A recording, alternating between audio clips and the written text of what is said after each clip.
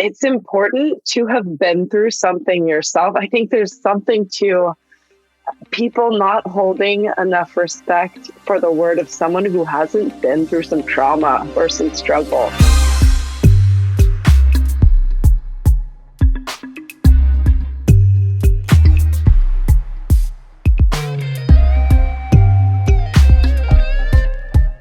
Hey everyone, welcome to the show. I'm your host, Anthony Thomas.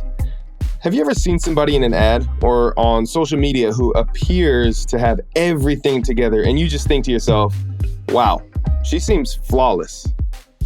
Our guest today is one of those people, and lucky for us, she opens the doors to that house of perfection, letting us bond over some of the greatest challenges in her adult life, including a current battle with imposter syndrome despite being among the leaders in her industry. Also, I get a bit vulnerable myself and take on my own imposter syndrome battle with a big announcement that I put off for ages. Everyone, please welcome entrepreneur, virtual and group fitness trainer, fitness model, Stef Corgel. Hi, my name is Anthony Thomas. I am the champion of the world's longest drive. I have women who get lost in my eyes on the daily. I am a professional on-set husband, brother, boyfriend, you name it. I am ethnically ambiguous. I am well educated. I am pivoting constantly and doing the damn thing. And I'm a dad. The end. Oh my. Oh, wow. I didn't even talk about like how hilarious you are. That is very subjective. And I don't know that is a unanimous feeling from people. That's something that maybe you just feel. Well, let me just introduce myself. I'm Stef Corgel. I was raised in Southern California. I am an LA girl. Well, Manhattan Beach to be specific. Mm-hmm. I grew up doing all things California. You know, I surf, I save lives on the beach. I do some lifeguarding. And if you've seen Baywatch, I am Babe Watch, superstar. You can find me and my ankles either swimming, playing basketball, running, triathlons, half marathons, full marathons, coaching classes. I'm also educated. I played professional basketball overseas. No big deal. And pretty much just can't stop lines of men and women who are in pursuit of me everywhere I go. It's like I'm a walking hype button. Wow. Oh my gosh. How'd I do? Well, I mean, that's probably the most flattering intro I've ever heard in all my years as an educator. All right. Stef Corgel, welcome to the motherfucking podcast. Let me give you the pro. Thank you. That's what I was waiting for. Like, you have that there and you're not going to use it. What do you call that? Like the air horn? Well, it is an air horn, but it's the hype button. Officially. Okay, there we go. Anthony Thomas, thank you so much for having me on. Yes, it's so fun. We haven't started yet, and I'm having so much fun. Good. First of all, quick introduction for anybody in the world, which is such a tiny minority of humans that don't know who you are. I mean, we're talking maybe there's 10 or 15 max globally. Stef Corgel, entrepreneur, virtual and group fitness trainer, fitness model, and I want to throw in lifestyle model. I've seen some lifestyle work from you too. That's pretty solid. What else do the people need to know about your identified roles in the professional world? Well, that pretty much handles all of the subjective stuffs. Yes. I am a Southern California, Manhattan Beach, born and raised surfer kid. Mm-hmm. I grew up playing a ton of sports. I have been obsessed with movement as a means of sport activity, togetherness, family bonding, health, of learning life's lessons.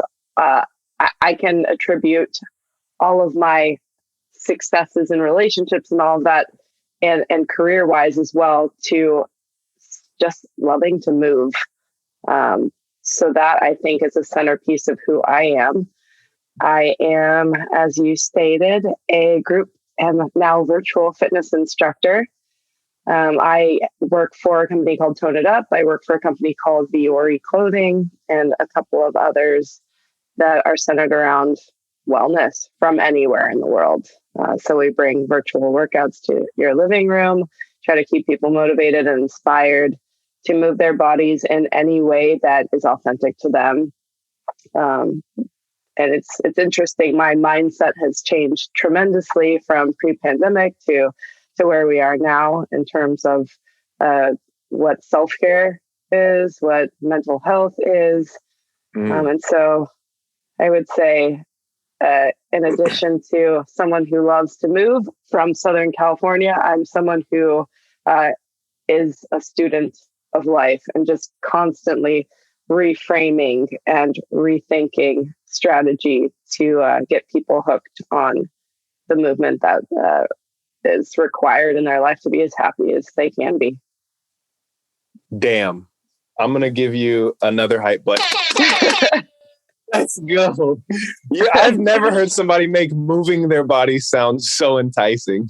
I've listened to plenty different media forms of people talking about movement, exercise, everything. And that was a fantastic way to describe it. And I think that your passion for this shows, if anybody on the planet listening, for those 10 or 15 that don't know Stef Corgel, if you want to see that passion, go look at the Bowflex kettlebell box. The packaging of the kettlebell by Bowflex. Let's go. Yes. No, in so much of your work from modeling, and I've done a class or two of yours as well, both in person and virtual. And it definitely shows. Your passion shows. We were kind of joking earlier about having a more bummy style coaching session where it's like, well, was it, it didn't feel like I gave my all or my heart was in this and everything. And I will say that you and your baseline of passion is very different from the general population and their baseline of passion when it comes to movement. So your bad day is going to be a lot of people's best day when it comes to the passion behind it. And this is something that I think is what is such a massive contribution to the appeal of your classes, of taking a class by you, is that any given day, even on your worst day, it's going to be well worth it for people that do show up, that do get involved, that do, even if you got to take breaks during the class because she's kicking your ass, that it is so filled of passion and welcoming. You have a wonderfully welcoming presence when you coach and in person. This is both a business, professional, and personal attribute to your character that I admire, and I see so many others do as well. Oh, what a compliment, honestly. I actually try to keep that in mind, as we talked about when you came over and I met your gorgeous, I don't know if gorgeous is the word, but like the most sweet, cuddly dumpling of a son that you have brought to this earth.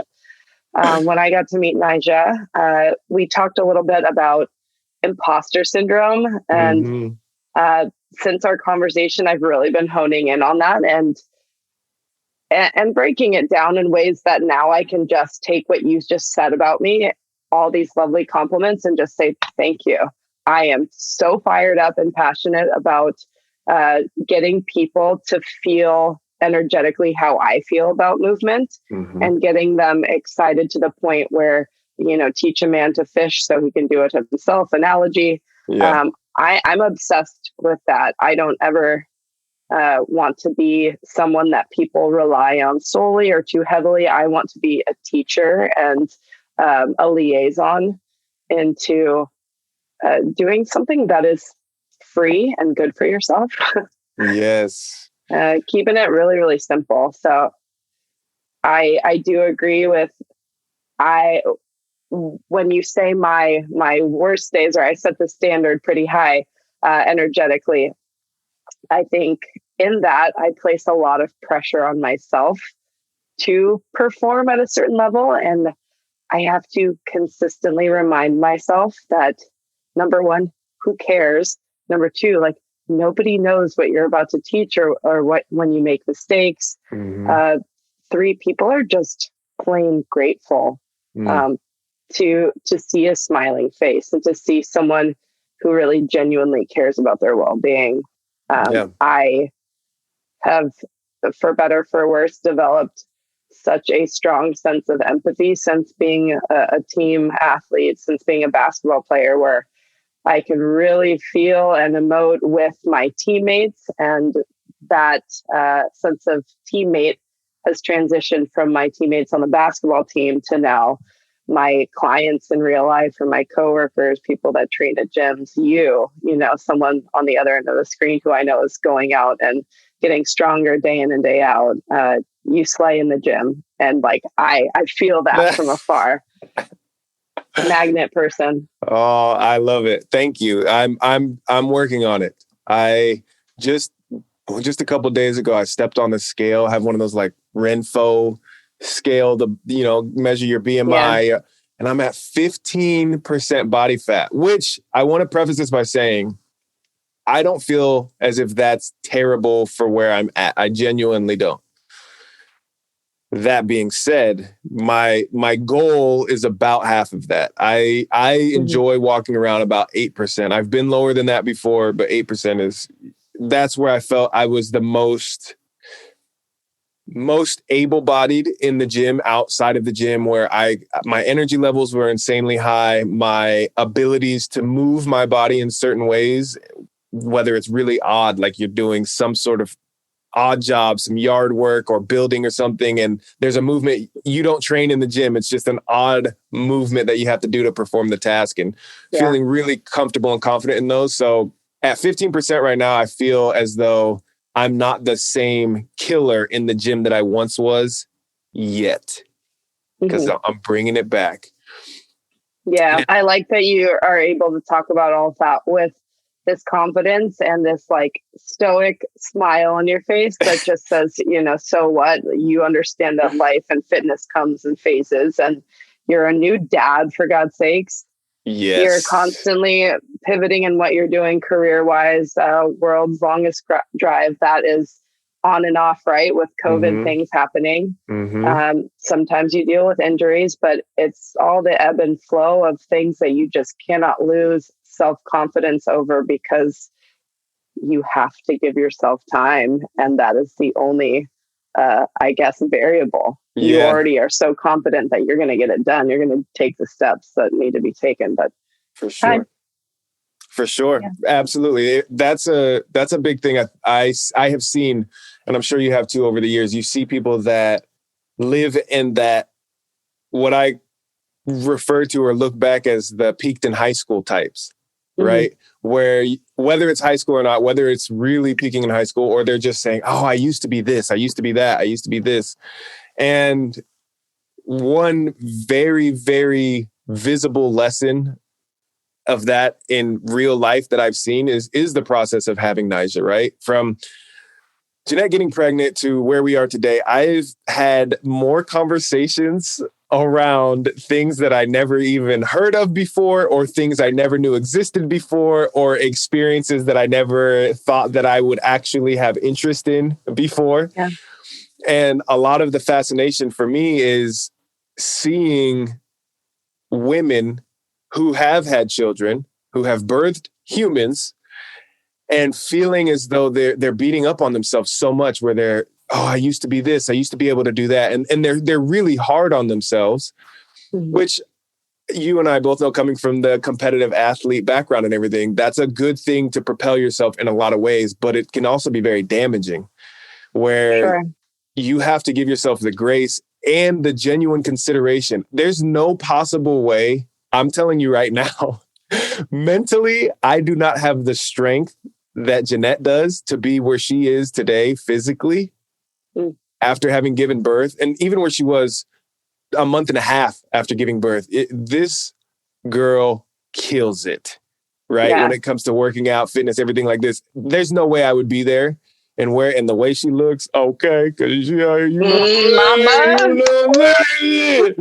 There's no way. I don't have that. And I see that in so many women that have had children where it's like, you're not where you were before you had a child, but do you understand what you've done and where you are now still?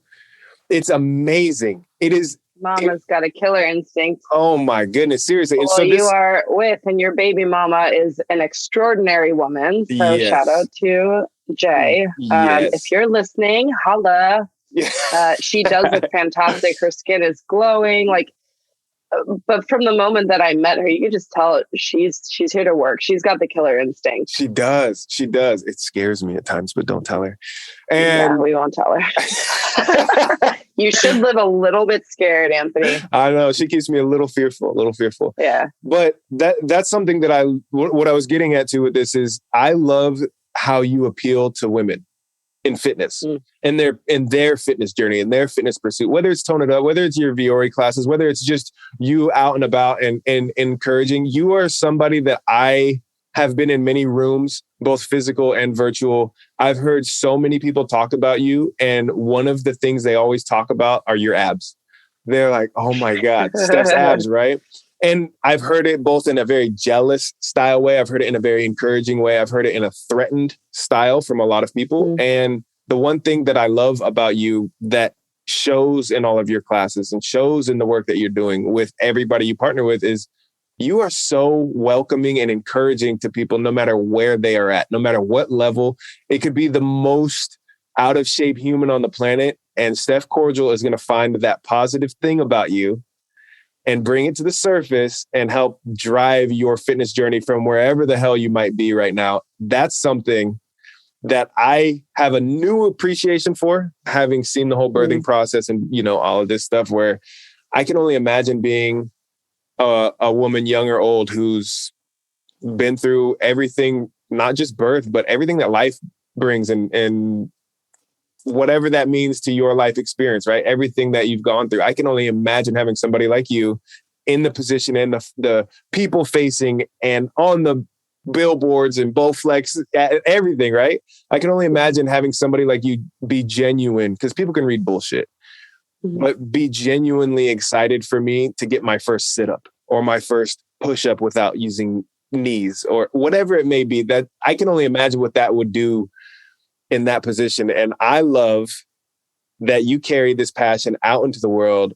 You adapted as well. You went from in-person classes to virtual. That adaptability, it's showing. I can't tell you how many times I see your face and people hit me up. Hey, this is Stef. This is, and I'm like, yeah, that's great. She's everywhere. That's awesome. And someone like you, I feel like should be. I'm curious though, if you could shed some light on what has this journey been like?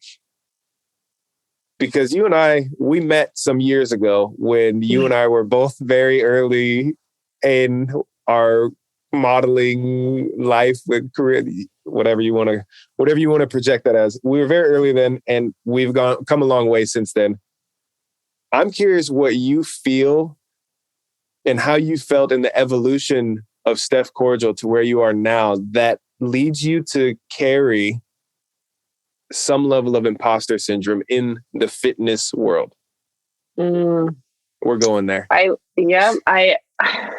What I will say about what you touched on with appealing to women who are at any step of their journey, it's important to have been through something yourself. I think there's something to people not holding enough respect for the word of someone who hasn't been through some trauma or some struggle. That is a necessary and key part of picking yourself back up and learning the lesson, learning the actual emotion of what failure or what a hard time feels like.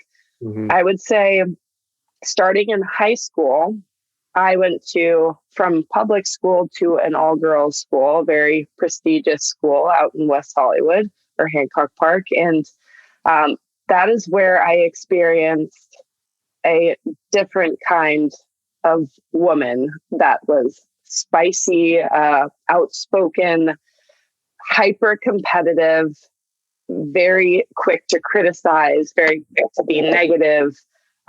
It was a pretty toxic environment, in my opinion. And so I think early on, when you go through a community of women who constantly you have to protect yourself against, or choose your words carefully, to then developing into college, where there's a little bit of that, not quite as much, but there's still ways that you could be stabbed in the back. There are people that you're competing for spots with on the basketball team, to this.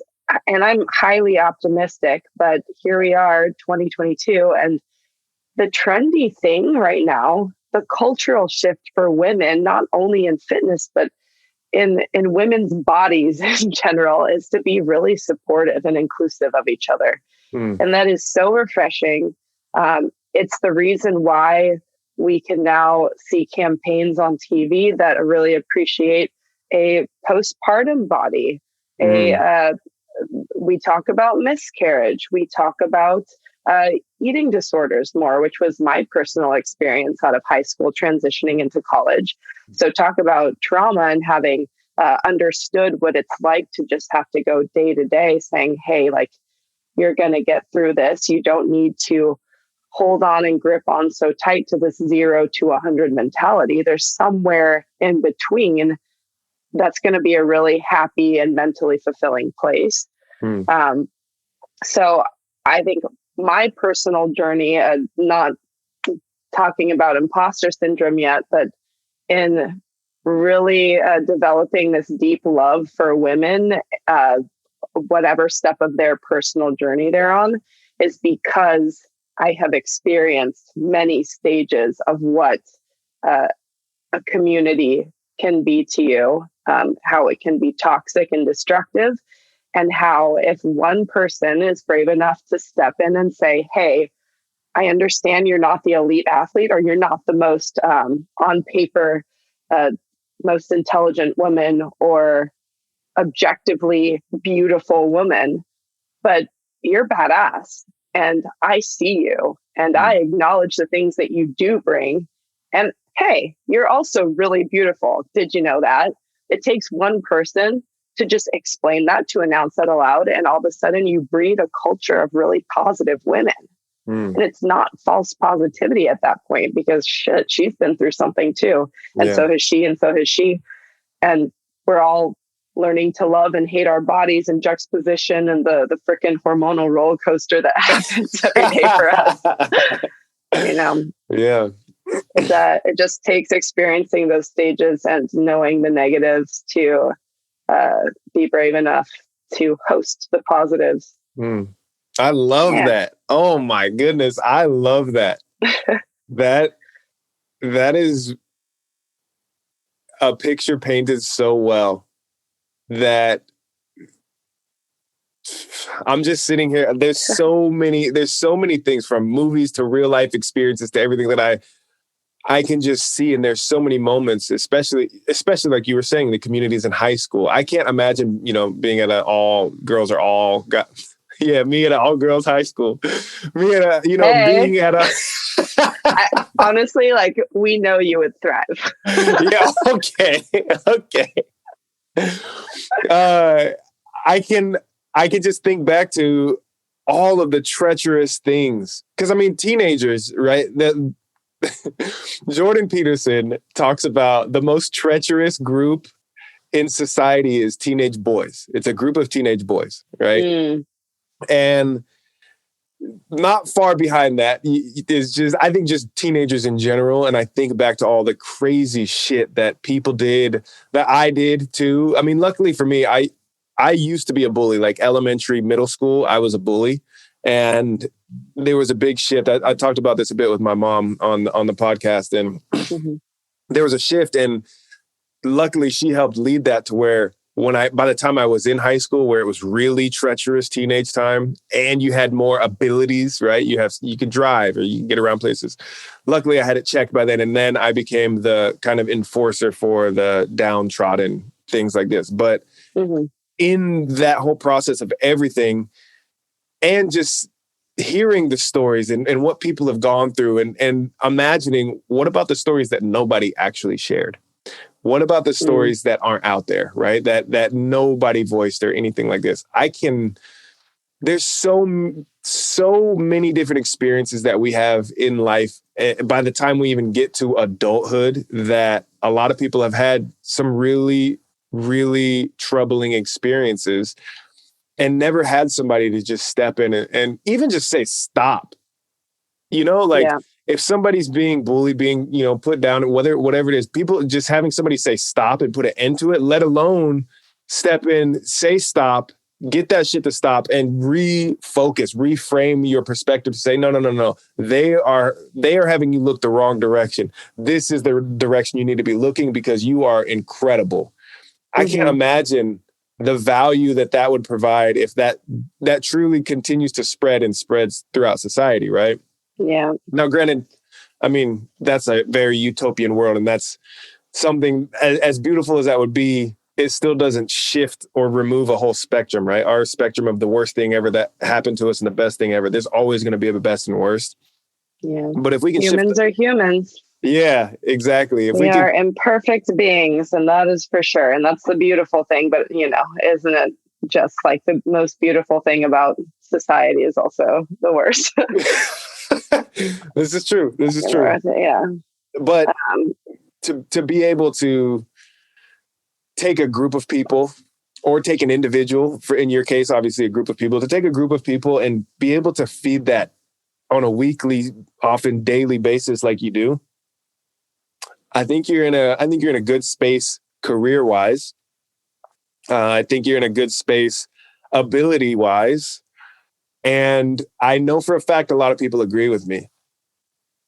I'm going to bring it back to, what is the evolution of imposter syndrome for you in your career? And if you're open to sharing, getting a little vulnerable here, personally, where does the imposter syndrome, I guess if you want to go the origin story, but more importantly, or I guess more focused where it's at now, and take it away, Stef. Yeah. I think my sense of imposter syndrome is more newly developed than goes deep rooted, though I could be completely misinterpreting that as well. I believe it stems from actually back in the early modeling days, or even like late high school, as I'm choosing a school to go play basketball. Nothing else I wanted more than a basketball scholarship. The condensed version of my eating disorder story is like, I put so much incredible pressure on myself that I did my body and myself a disservice trying to manage that stress. So I do think I'm actually like working all this out with you right now and kind of going back and thinking.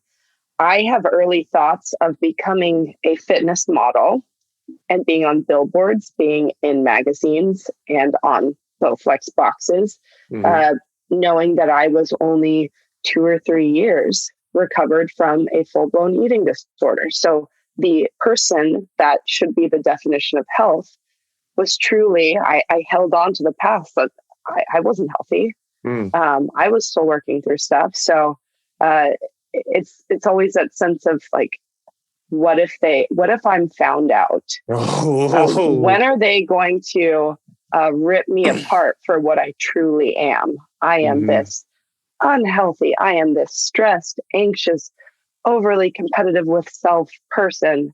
When, the healthy mindset would be to, hey, like, congratulations, girl, step by step, you're getting further and further away from a bad thing that happened, and that you can say, thank you, friend, for happening, because now here I am. Right. So that's a reframe that needed to happen much earlier on. Mm-hmm. That was my first little bit of imposter syndrome. So being a model, being glorified for the way that I looked, knowing that I was sick for a while. And even when I became completely healthy, I held on to a lot of guilt and shame for having ever stooped down that route. When, one out of every 3 female athletes is going to go through that. And there's some crazy statistic out of, 100% how many girls are going to experience some sort of eating disorder, whether it's a physical manifestation or a constantly picking apart food, obsessing over that, over exercising, which was, my major case. So that's the root of that. Fast forward to now, when I have had a voice in a very large community of women online and on fitness apps, I've outed myself. So I have spoken openly about having been through an eating disorder. And now it's why am I the reason why so many women are saying, thank you for making me healthy. They are giving me credit that I still in my mind cannot absorb as due to me. They're giving me credit that is not earned. Yeah. In my opinion, because I know these women are in, New York, the Midwest, San Francisco, they're all over the world, and they have the courage and they have the determination to get up out of bed, tune into Instagram and work out with me. So, I ask, what am I doing to make your life so much better? It's all you. I credit you. So it's like this ping-ponging back and forth. And maybe it just stems from the fact that I don't have all the answers. I'm not a licensed nutritionist. I'm not a dietitian. So when people ask me for nutrition advice, I send that a different way. I am not the most knowledgeable in the field. And yet I have women attributing their health and their success to me very vocally on Instagram a lot of the time. Yeah. And I am not quite at that place as a person, entrepreneur, public figure to accept that. And I will get there. And it's nice to openly speak about it. And when I hear you describe my presence to people, all I truly want is to walk in a door and make someone feel a little bit better, like shift the energy up in the room, have someone, pull their shoulders back and be greeted with someone who's really confident and excited, genuinely interested to talk to you. So that's my mindset there. And I need to harness that human and realize that maybe the credit is due. Maybe I just say, I'm so glad I could be part of your journey. Not, oh, no. Like, it's all you, girl. Like, I had nothing to do with it. Yeah. Wow. Do you ever feel a sense of imposter syndrome? Ooh, okay. This is my podcast. You can't flip that around to me. Well, you are a professional athlete. You're a professional athlete. So on World's Longest Drive or in the modeling industry, when people see you plastered on billboards, magazines, social media, do you feel okay with it? Do you feel like the credit that you receive is okay? You can hold that. Steph, that is a magnificent question. And I love that you asked this. Before I get to my response here, I just want to address everything that you just shared. And seeing a connection here from your experience with the eating disorder and you seeing models and thinking to yourself, wow, I would like to do that someday. And I would like to be there. Let's theoretically, just for the sake of visualization, let's say that's up on a mountaintop. You want to go hike up. Eventually, I want to be on Model Mountain. I want to go up there at some point, right?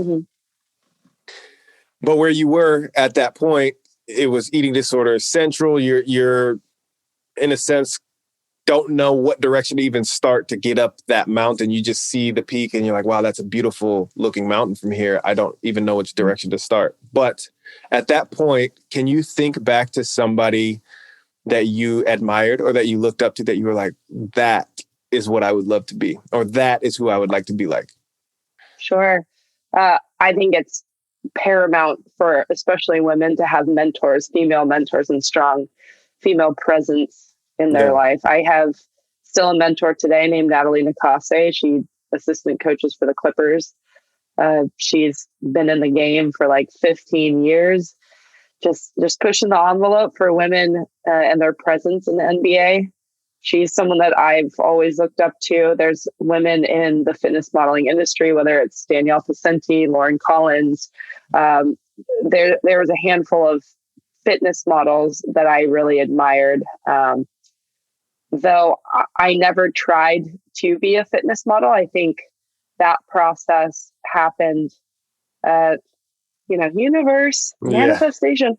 That happened as a result of me getting healthy. And that is kind of a hierarchy of needs situation where, your baseline of health needs to be met before other good things can trickle into your life. So as soon as I was stable and, off playing basketball, feeling energetic and well again, I was running on the beach doing my lifeguard recheck. And of course, like the scout from Sports and Lifestyle Unlimited was down there and asked me to submit some stuff. So one thing happened to open the envelope for another. And, your effort to grow and to address something that's scary and uncomfortable is always going to be worth it to open that next door so you can hop to that next lily pad. And every struggle introduces a new skill that you take and pack in your toolbox for the next place. You'll use it there and keep gaining, keep growing and learning. Yes, I completely agree. And that's actually something I'm trying to get better at, exercising more fearful things that I take on, in this year. I want to expose myself more and more to that, to go, ooh, I got butterflies. This is freaky. I can avoid it, but let me lean into it, that sort of experience. Which I think is tougher for you, right? Because you do well in front of the camera. You're an actor. It's something that stimulates you. You get excited for it. I feel the opposite. I am a closet introvert. I want nothing to do with rattling off lines to camera, self-tape. I get butterflies before I teach a class that I've taught hundreds of classes. Still get massive butterflies that I might say something wrong. Right. And therefore, maybe I'll be found out and an imposter who doesn't know what she's talking about. Gotcha. So how far do you need to stretch yourself or to challenge yourself to feel butterflies? It's an adrenaline thing. Yeah. So it's not very far from me. As you can see, I'm like rubbing my arm and like self-soothing right now. I'm like, ooh, I'm getting into it. I'm getting vulnerable here. Because I picture you like Evel Knievel needing to like hop the Grand Canyon to even like feel alive because you're already this energy that is busting through the roof. No, not even. In some cases, absolutely. But to get there, it doesn't take much. It's just where that's placed for me.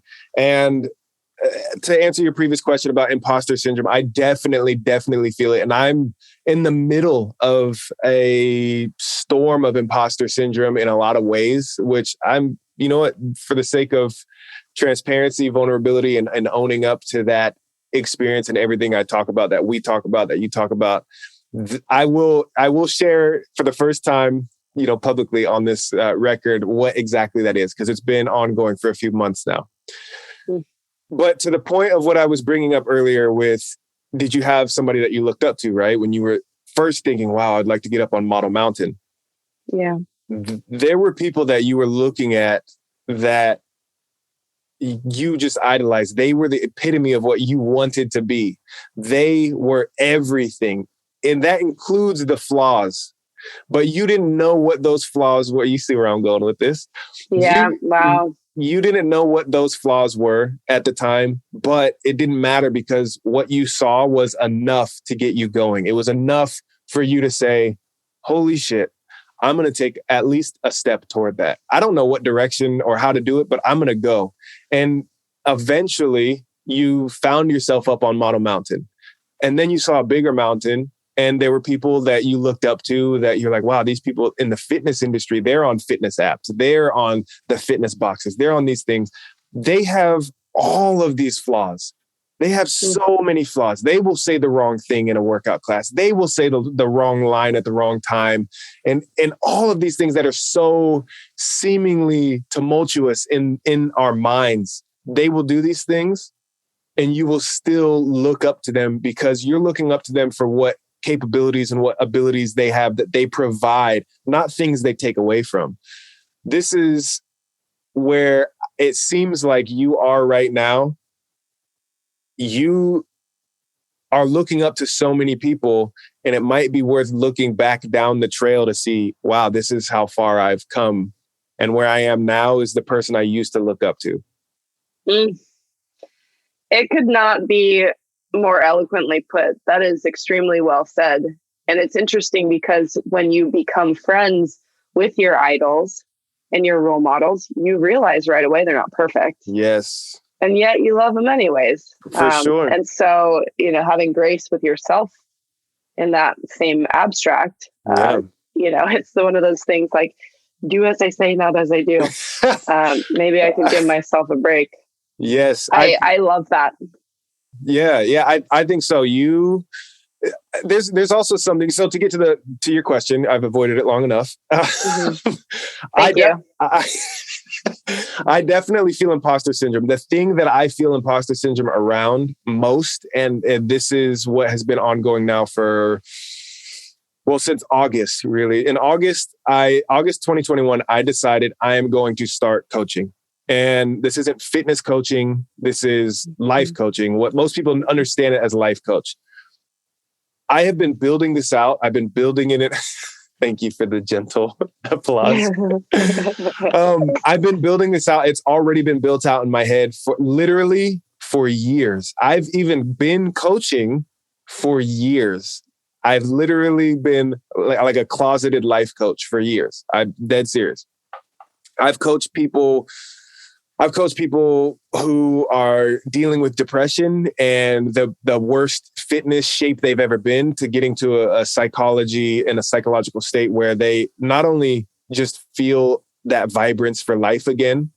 And mind you, that includes the days that are really challenging emotionally and mentally, right? Which with depression, and my mom chat about this too, the first episode of this podcast, she chat about depression and everything too. I've helped people go from depressed, can't do anything, not even getting out of bed at all. I'm talking for 72 hours straight, didn't leave their room other than to go to the bathroom type of thing, right?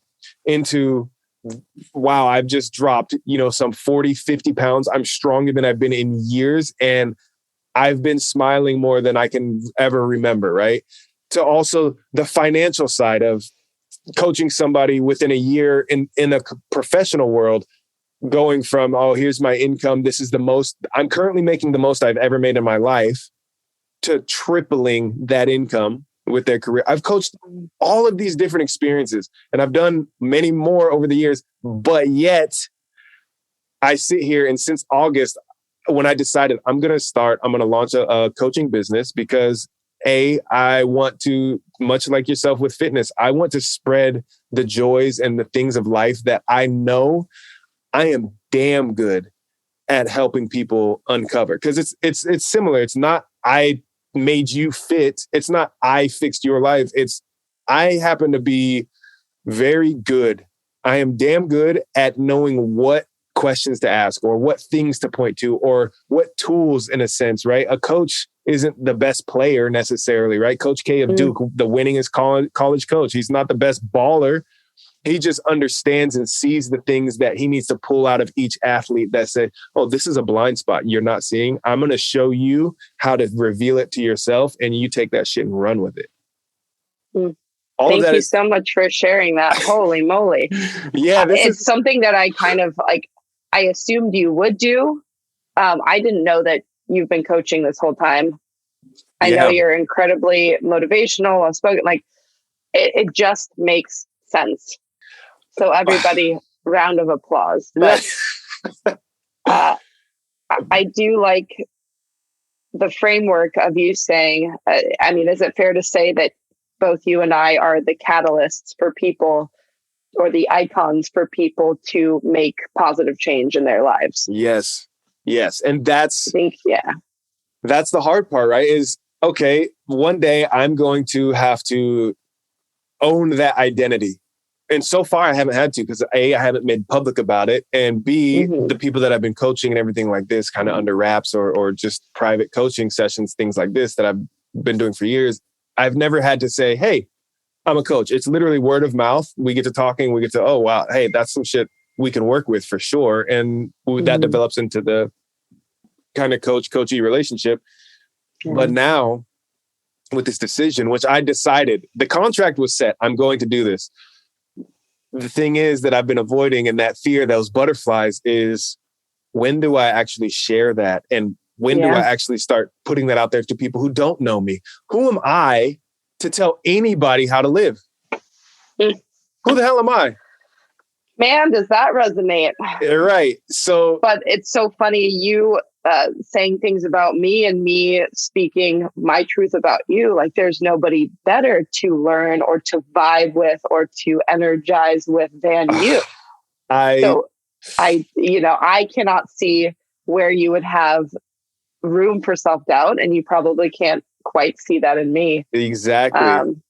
I do want to touch on, I listened to this interview with Viola Davis, and she's amazing, outstanding actor, and struggles with imposter syndrome. So does Tom Hanks and just about everyone. But it's kind of like that little bit of self-doubt that is so healthy and just keeping you starving and grinding. Yes. It keeps you humble and growing. Right. Because if you reach the top of Model Mountain or Fitness Coach Mountain or Life Coach Mountain, you reach the top up there. Like, let's say you're Tony Robbins, right? Mm-hmm. Tony Robbins is a forever student, or as a lot of people put it, the forever newbie, the lifetime newbie. It's not, I've reached this state, I've reached this point, I've arrived. It's, wow, I learned all of these things. What can I learn to make this more efficient, make this more effective? How can I take what I know now and amplify the reach? There's always something more. There's always something more that we could do to grow. And honestly, growth is life. If you want vibrance, it's growth, whatever it is that you're working on. Yeah. I love to think that, in new relationships, friendships, whatever, me at Stef at 31, my non-negotiable about any partner or friend moving forward, or anyone that's going to be in my life, my non-negotiable is growth.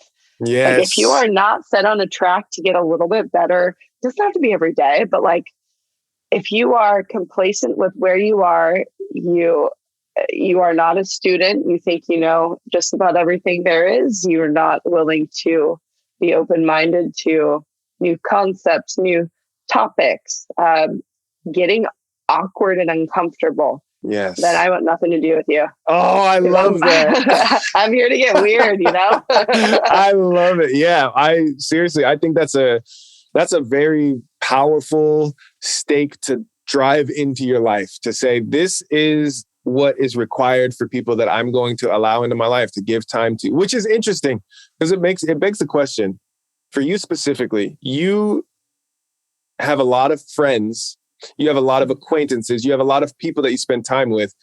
And it seems like you make a lot of friends from your professional time working with people, whether it's modeling or through training or whatever it may be.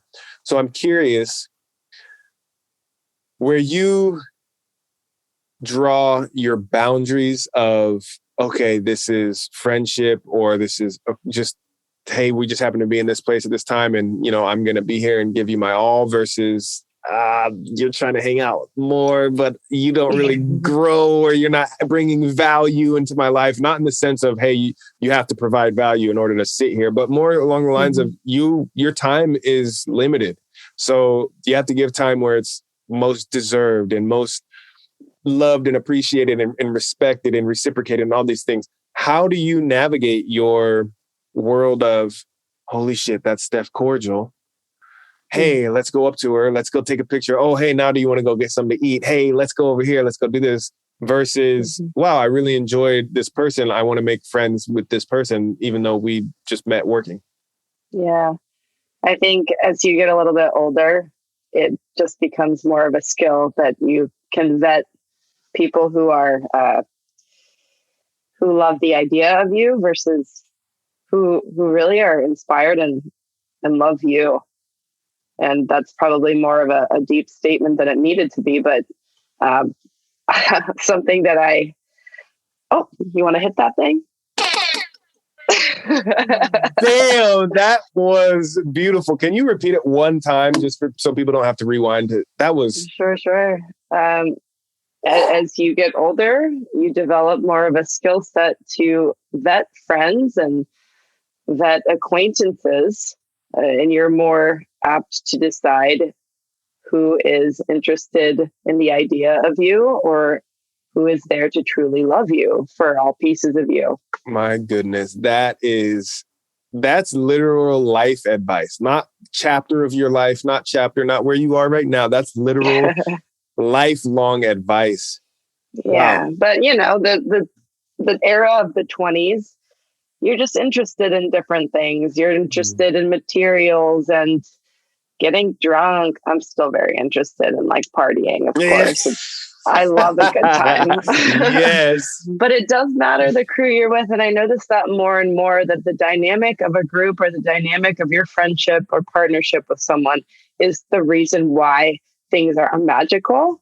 The laughs that you share, if you find, I think sense of humor is a huge thing. And I would say in any sort of relationship, it's important to ask yourself, does this person see life in a similar way to me? Yeah.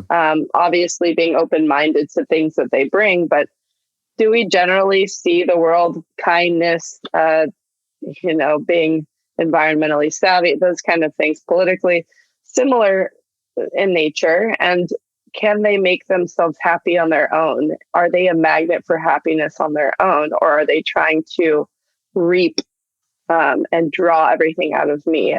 I am tired and done of non-reciprocal relationships. And I think, you've had this conversation with me, just surface layer. But the energy is your number one currency, and to be spent on people who are never going to reciprocate in the deep, nurturing way that is needed for my friendships, because I value myself, then it's not happening. Not anymore. I love that. So, good for you. You should be proud. Yeah. You should be proud. That's a powerful lesson a lot of people don't actually capture ever in their life, or if they do, very late in their life when nobody wants to be friends at that stage anyway. It's like, well, I mean, I got my friends. We've been friends for 26 years. I don't need new friends. Yeah, it's definitely not easy. I've actually made a lot of newer good friends over quarantine and COVID. Things like, pandemics, catastrophes, they draw out differences, but many similar qualities in healthfully coping with things.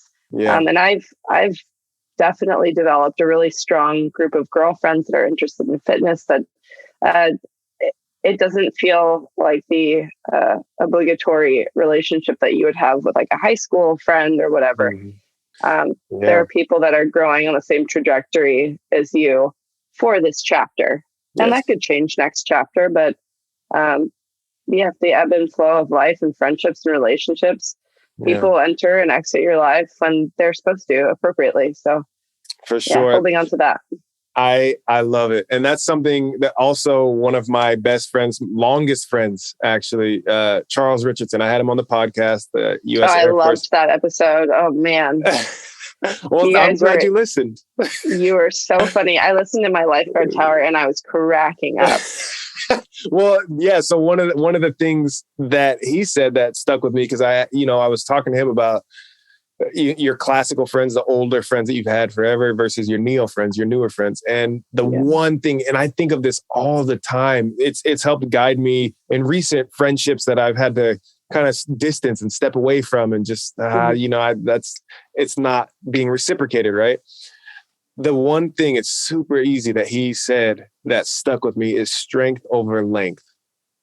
When it comes to your bonds, your friendships, everything, it's strength over length. And when you have friends that you've gone through the pandemic, or as for me, a lot of this, and I'm sure for you too, is when I found friends, my homie Kenny, we've come up and learned and talked and shared so much about business in the last 2-3 years of our lives that I'm like, man, there's a bond there, and it keeps growing. There's a bond there that I haven't had, and there's with anybody else, that it just kind of keeps feeding itself and feeding each other. And it's just a beautiful thing. And however long that lasts, maybe it is this chapter, maybe it is for a lifetime, but it is definitely, I think the measure is strength over length.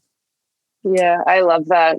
And I think it's particularly interesting that you say, like, you can have business conversations with them. I found that recently, a lot of my girlfriends that are, crossover from the gym, or that love to surf, that love boys, like I do. Ooh, you love boys?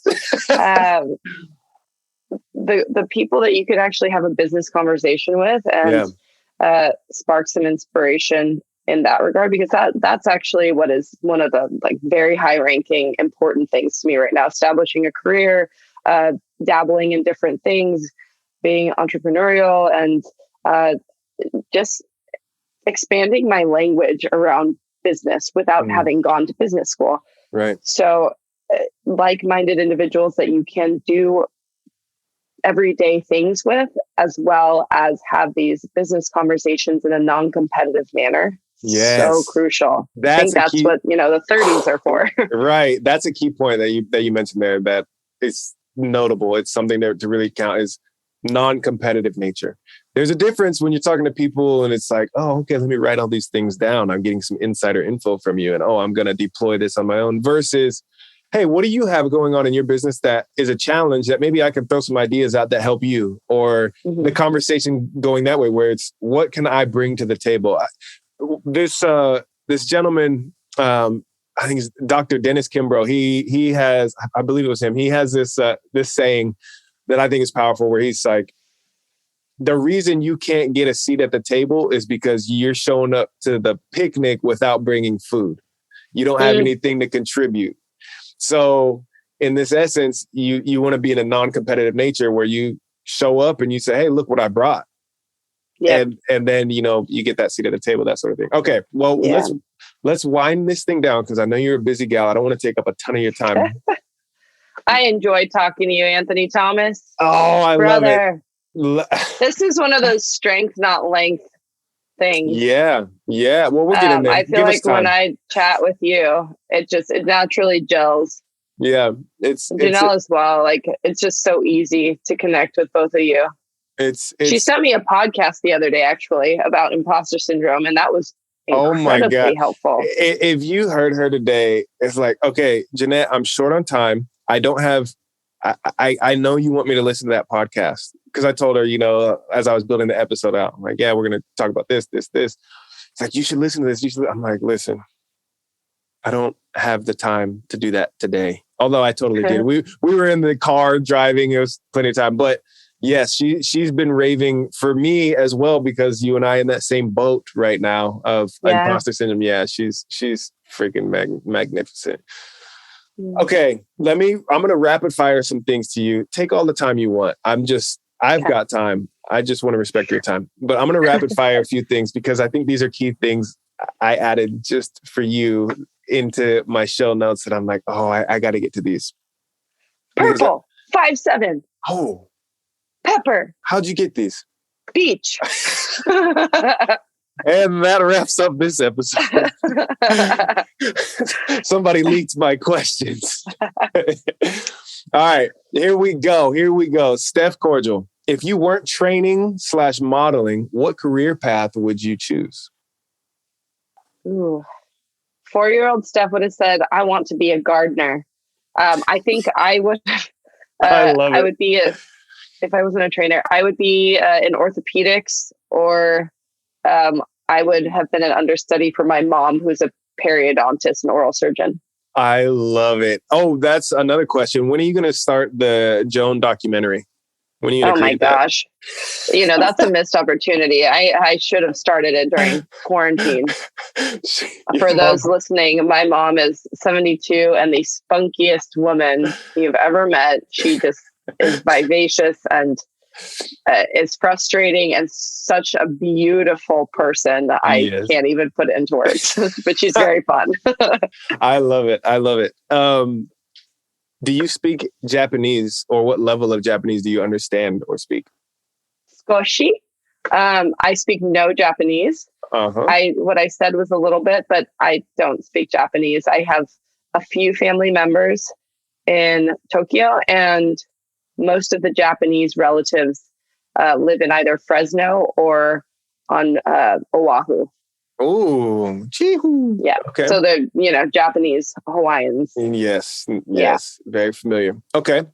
What's next in terms of competition, right? We talked about triathlons. So what's next for you? Competition, career, and personal in your life?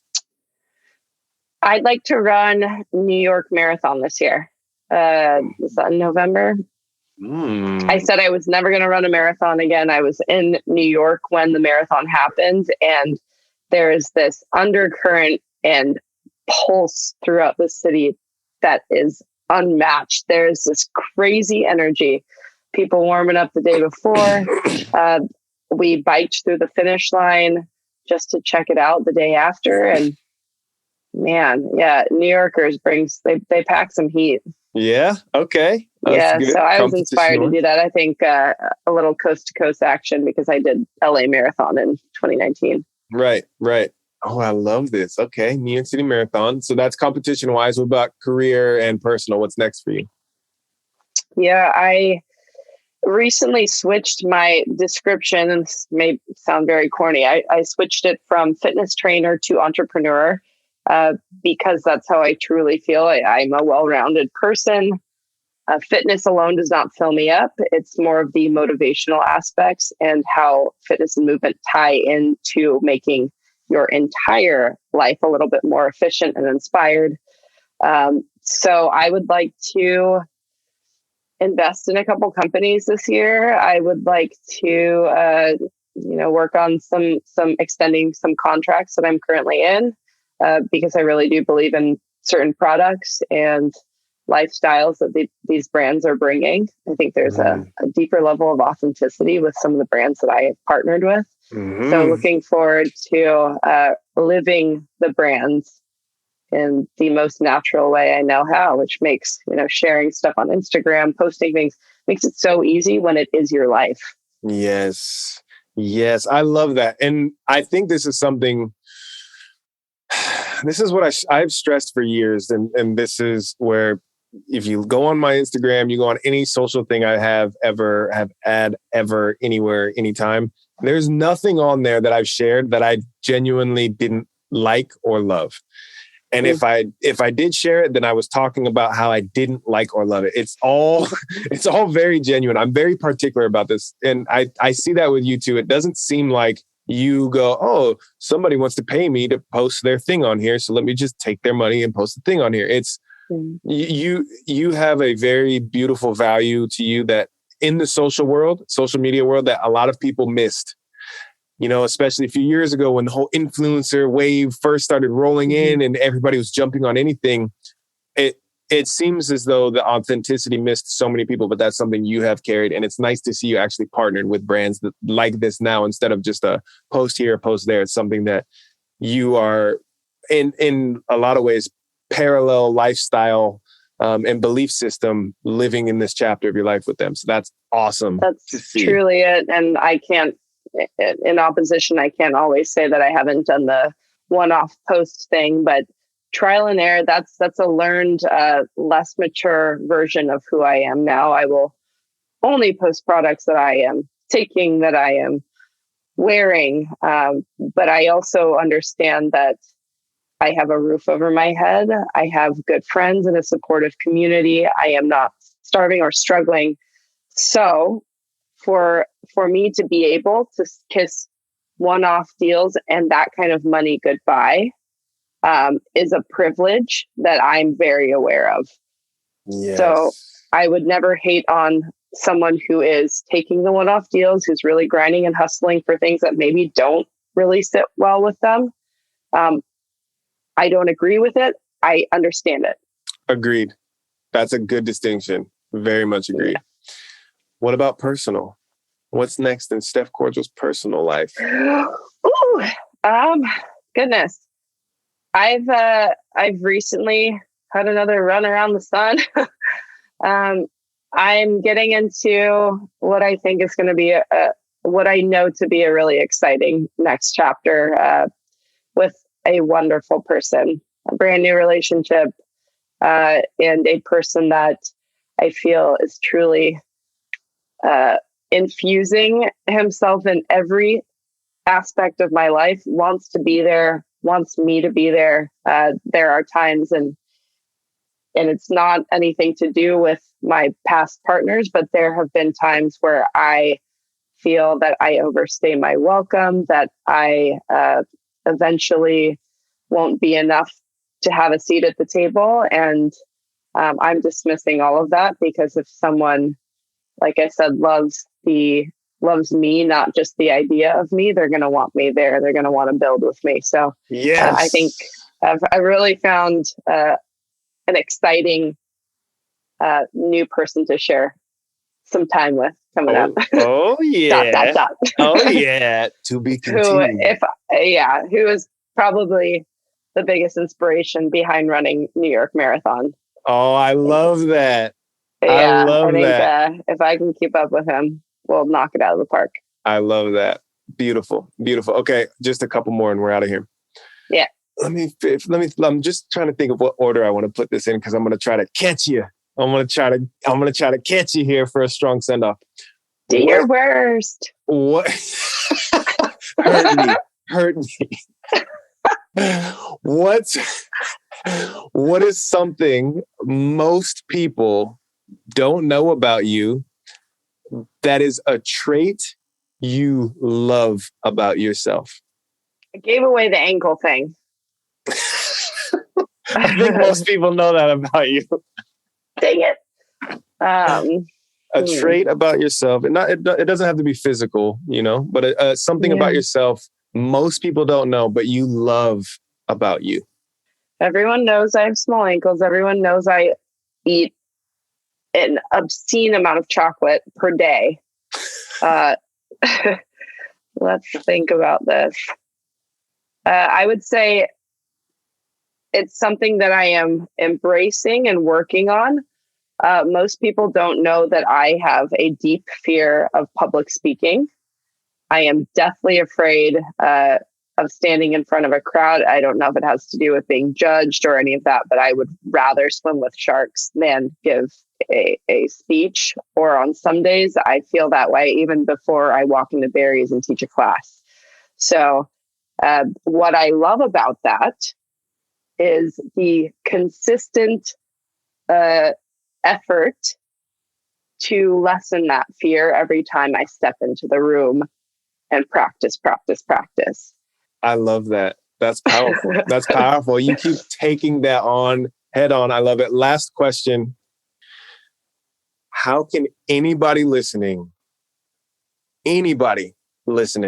how can we best support you? Oof. Follow me on Instagram. It's the forever journey into different ways to move your body and to travel. Soon to becoming a website. I think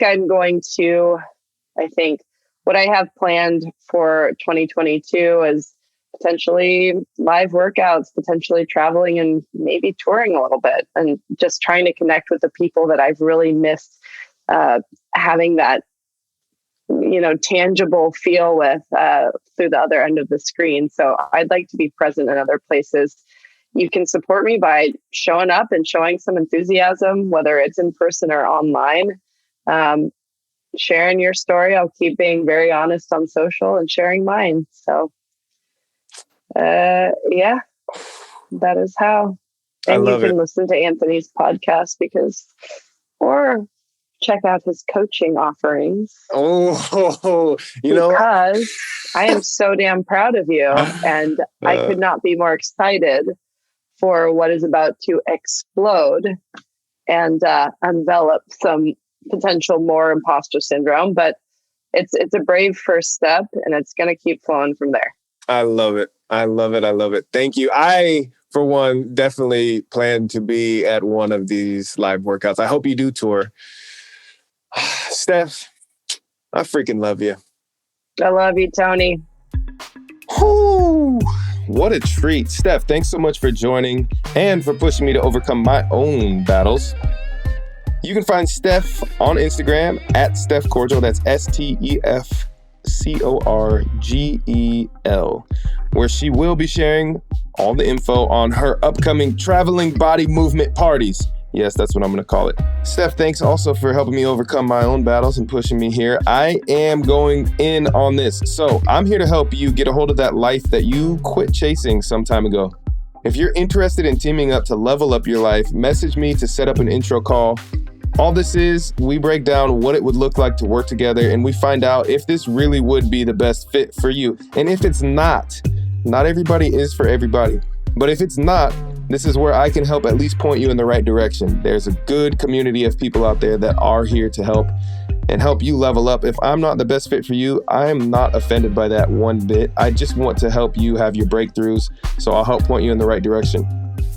With these podcasts, I want to keep them coming. I want to keep bringing these conversations into your life. So if you're not against supporting this podcast, go to anthonyjthomas.com/podcast and donate once. Or better yet, set up a recurring donation to keep my talented team, including our editor, Phil, on board and executing like they are.